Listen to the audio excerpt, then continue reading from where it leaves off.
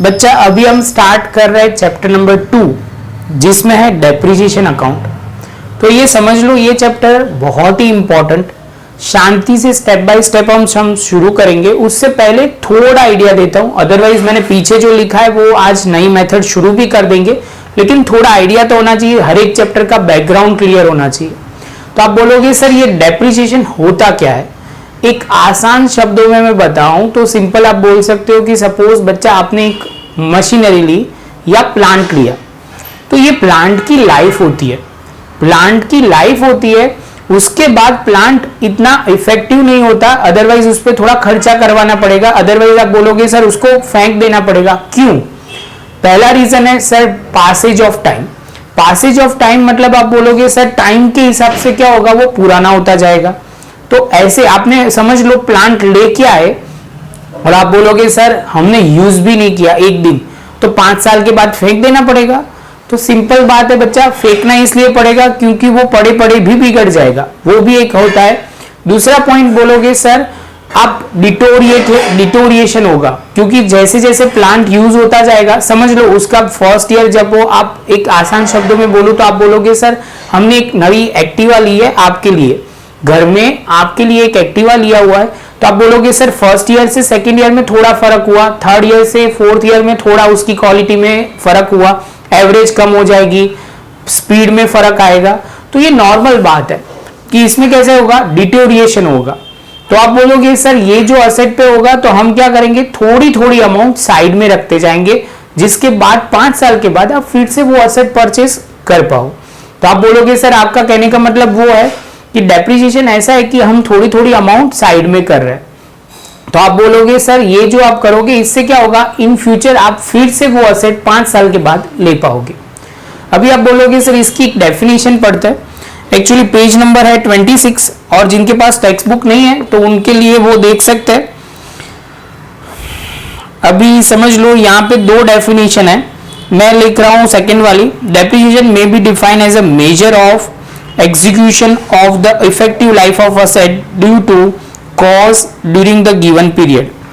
तो देखो ये जो डेफिनेशन है बच्चा, ये डेफिनेशन आपने जो देख ली उसकी बात करते हैं बच्चा, उसमें क्या लिखा है, from the above definition it can be understood that permanent reduction in the value of asset is depreciation. ये एमसीक्यू के लिए इसलिए मैं ये करवा रहा हूं, सीधी बात है सर वही पॉइंट पे फोकस ज्यादा कर रहे हैं कि जिसमें आपको कंसेप्ट क्लैरिटी आए और दूसरा एग्जाम ओरिएंटेड काम में आए।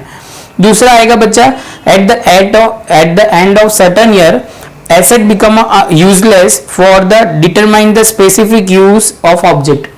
आप बोलोगे सर 20 साल के बाद, ये तो बहुत एक्स्ट्रा बोल रहा हूं मैं, 20 साल के बाद आप कोई भी एक्टिवा लोगे ना तो वो बेकार हो जाएगा। एक आसान शब्दों में समझ में आए इसलिए बोल रहा हूं, ज्यादातर 12-13 साल में ही एसेट वो बेकार हो जाएगी। एक्टिवा वैसा एग्जाम्पल है कि आप जनरली रिलेट कर सकते हो, क्योंकि बाकी तो बहुत सारी एसेट है मैं बोल सकता हूं, लेकिन आपको इजीली समझ में आएगा कि हाँ सर वो एग्री है कि 15-20 साल के बाद एक्टिवा वो बेकार हो जाता है, उसको सेल कर देना पड़ता है। आगे चलते हैं, इसके बाद है depreciation is time related expense. Time related मतलब जो टाइम से परचेस किया है और असेट की लाइफ है वहां उसके रिलेटेड एक्सपेंस है, असेट जाएगा उसके साथ डेप्रिसिएशन भी चला जाएगा। आगे चलता है, it is debited to profit and loss account as non cash revenue expense. Underline करना, नॉन कैश रेवेन्यू एक्सपेंस। बच्चा ये बहुत एमसीक्यू में आता है। दूसरा पॉइंट, इससे जब डेप्रिसिएशन चार्ज करोगे तो उसमें पैसे नहीं जाते, एक पॉइंट। दूसरा प्रॉफिट एंड लॉस अकाउंट बच्चा क्या होता है ऐसे पूछोगे तो ये आगे जाके फाइनल अकाउंट जब पढ़ोगे तब डिटेल में मैं एक्सप्लेन करूंगा। बच्चा अभी के लिए इतना ही समझो, एक अकाउंट है जिसके अंदर प्रॉफिट एंड लॉस ढूंढा जाता है। आगे चलता है, it is indicate the reduction in useful value in asset, thus it is debited to profit and loss account. कौन सी जगह पे डेबिट होता है, प्रॉफिट एंड लॉस अकाउंट में। क्लियर है बच्चा? इसके बाद बच्चा हम आगे चलते हैं एक नए पॉइंट की ओर। कई बार बच्चा क्या होता है कि एग्जामिनेशन में वो पूछा जाता है कि कौन से असेट पे डेप्रिसिएशन चार्ज होता है। तो आप बोलोगे सर पहला जो है वो है building, plant and machinery, third है फर्नीचर एंड फिक्सचर्स, फोर्थ है loose tools, lease hold property, vehicle, pattern, trademark, copyright आपने पहले चैप्टर में इंटेंजिबल एसेट में देखा था, माइन, गैस वेल, गैस मतलब जो गैस के तेल के कुएं जिसको बोलते हैं वेल, उसकी बात बोलते हैं ऑयल वेल, उसकी बात कर रहे हैं, उस पे डेप्रिसिएशन चार्ज करना पड़ता है। कई बार ऐसे बोलते हैं कि list any 4 asset which can be depreciated. तो बच्चा वो ध्यान में रखना है, ये खाली आपको क्लियर होने के लिए ही मैंने बोला था। ये एग्जांपल में ये कई बार आता है कि कौन सी असेट पे डेप्रिसिएशन चार्ज करा जाता है, तो ये एग्जांपल है। और आप बोलोगे नॉन करंट असेट पे सर डेप्रिसिएशन चार्ज होता है। अभी बच्चा हम जो करने वाले हैं वो है डिफरेंट मेथड ऑफ डेप्रिसिएशन।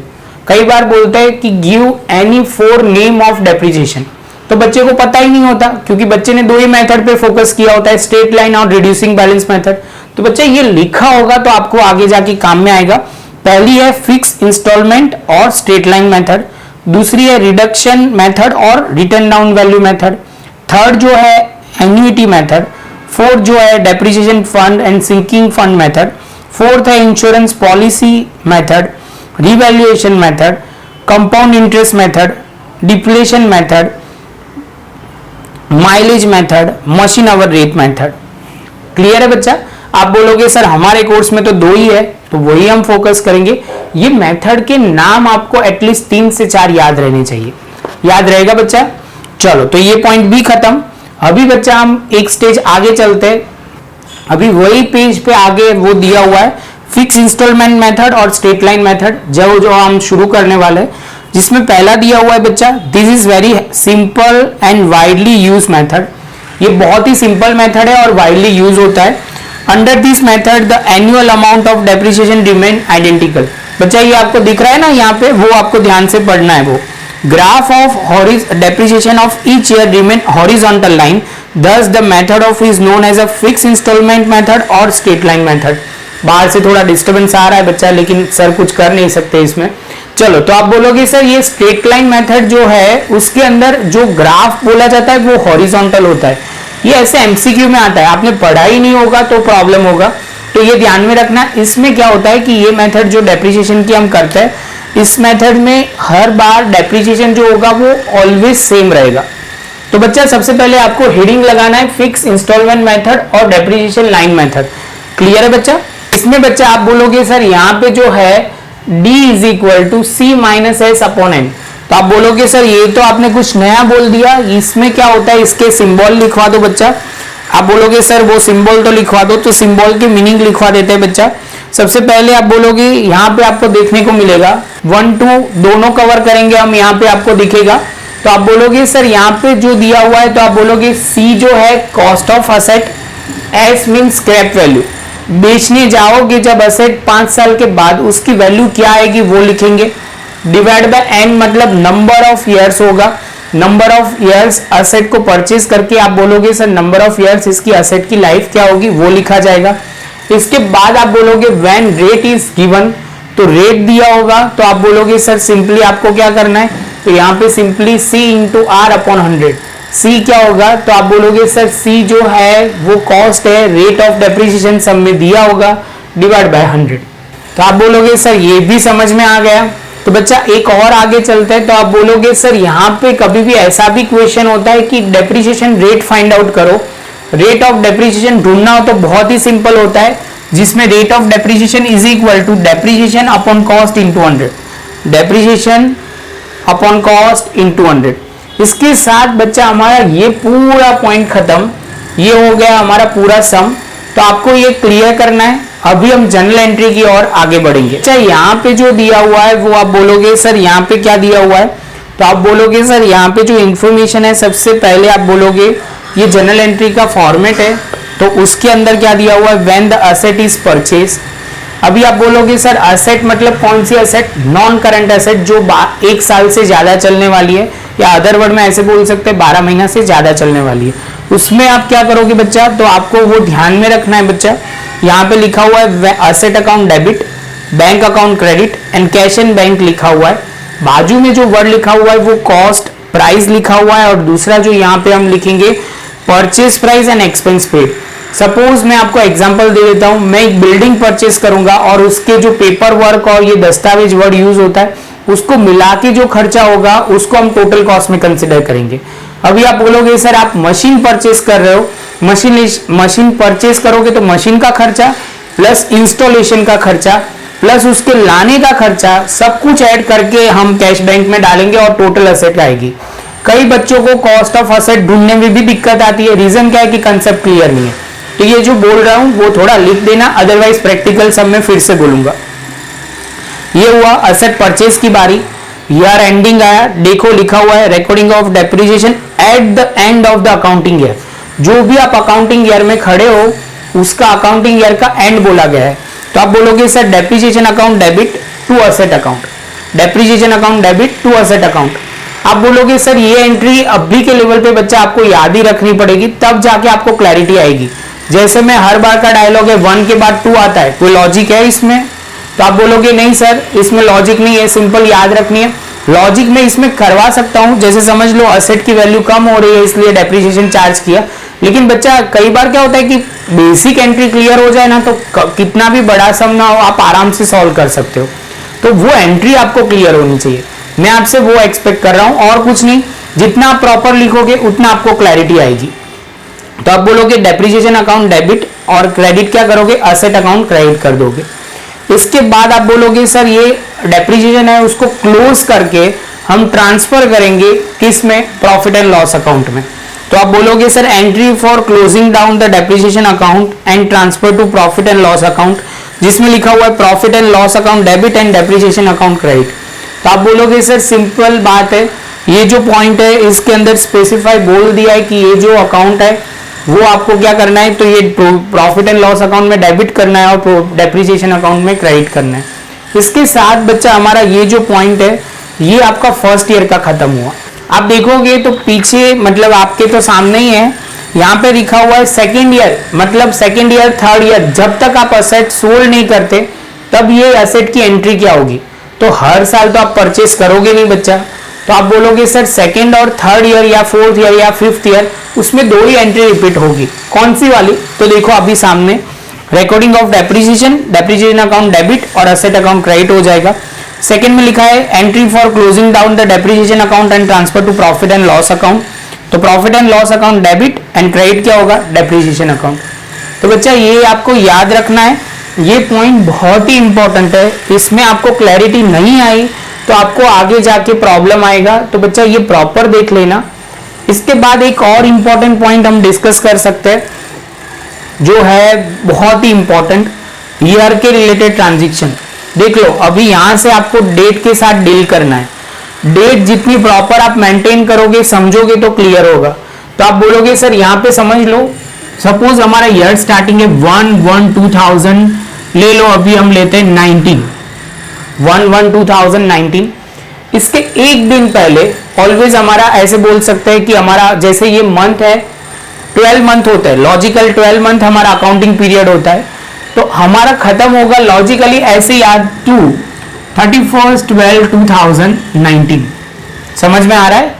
आप बोलोगे सर एक दिन पहले आपने अकाउंटिंग ईयर खत्म कर दिया तो 12 मंथ्स कंप्लीट हो जाते हैं, ऐसे याद रखना होता है यार। आपको याद रहता है कि 12 मंथ कैलकुलेट करना तो प्रॉब्लम नहीं है।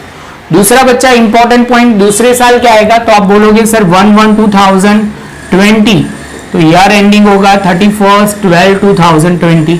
थर्ड ईयर में 1/1/2021 टू 31/12/2021। इसके साथ 3 साल खत्म हुए और आपका कैलकुलेशन भी खत्म हुआ। अभी ईयर सपोज स्टार्टिंग हो रहा है 1/4/2019, तो एक दिन पहले मतलब होगा 31/3/2020। ईयर देखो चेंज हो गया क्योंकि 12 महीने इस बार प्रॉपर वे में नहीं थे, ये कैलेंडर ईयर बोला जाता है। कैलेंडर मतलब 1 से शुरू होता है और 12 से खत्म होता है। हमारे में इंडिया में ये वाला फॉलो ज्यादा होता है, तो वो ध्यान में रखना है 1/4/2019 टू 31/3/2020। लेकिन आपको ये भी पता होना चाहिए, ये भी पता होना चाहिए। सपोज अभी बच्चा मैं बोलूं कि इसका क्या होगा, तो आप बोलोगे सर 1/4/2020 31/3/2021। 1/4/2000 ये 21 है तो मैंने नीचे लिखा, और 31/3/2000 आप बोलोगे सर ये हो जाएगा 22। आप बोलोगे सर आपने सिंपली क्या किया, तो आप बोलोगे सर ये जो था उसमें वही दिन एक दिन आगे लिखा नेक्स्ट ईयर में और वे सेम वे खत्म हुआ। स्टार्ट होता है 1/4 से, कंप्लीट होता है 31st। बच्चा समझ लो, मैं आपको एक ईयर देता हूं 2000, मैंने 2 डेट लिखी है, उसके 3-3 साल आप मुझे कमेंट में दोगे तो आपको ज्यादा क्लैरिटी आएगी। 1/1/2000 से शुरू होता है, से लेके first year, second year, third year की कमेंट में आप दो। लिखना भी थोड़ा डिफिकल्ट होगा, लेकिन करोगे तो क्लैरिटी आएगी, और कुछ नहीं है। 1/4/2000 आप बोलोगे सर ये 2 से कंप्लीट करके 1, 2, 3 ईयर की आपको क्लैरिटी होनी चाहिए, ये ध्यान में रखना है। दूसरा बच्चा एक बहुत ध्यान में रखना कि जब भी आप कोई एसेट परचेज करते हो first day of a month, आप बोलोगे first day of the month, तो आप बोलोगे सर इसमें सिंपल होता है, वो मंथ काउंट किया जाएगा। लेकिन जब आप एसेट परचेज करते हो 15th, तो 15 दिन जो एसेट के होते हैं वो कंसिडर करेंगे। 15 डेट ऑफ अ मंथ, तो 15 दिन ही आप कंसिडर करोगे। और लास्ट में डायलॉग वो बोला जाता है 30th, आप बोलोगे मंथ में, सपोज 31st को या 38, मतलब लास्ट डे ऑफ मंथ आप परचेज करोगे तो वो मंथ कंसिडर किया नहीं जाएगा। कहने का मतलब, बहुत डिटेल में अभी नहीं जा रहा हूं, कहने का मतलब वो है फर्स्ट डेट पे परचेज करोगे तो पूरा एसेट पर वो डेट काउंट करेंगे, बीच में करोगे तो उसके हिसाब से कैलकुलेशन होगा, और लास्ट में करोगे तो बच्चा आपको क्लियर करना है कि वो वही मंथ कंसिडर किया जाएगा। इसके साथ बच्चा हमारा जो ये पॉइंट है वो खत्म हुआ। नोटबुक प्रॉपर मेंटेन करना तो इजी रहेगा। इसके बाद स्ट्रेट लाइन मेथड के हम प्रैक्टिकल्स हम स्टार्ट करेंगे। बच्चा प्रॉपर नोटबुक में लिख लो। वीडियो अच्छा लगा हो तो बच्चा लाइक शेयर सब्सक्राइब जरूर करें। मिलते हैं नेक्स्ट लेक्चर में नए वीडियो के साथ, नए टॉपिक के साथ।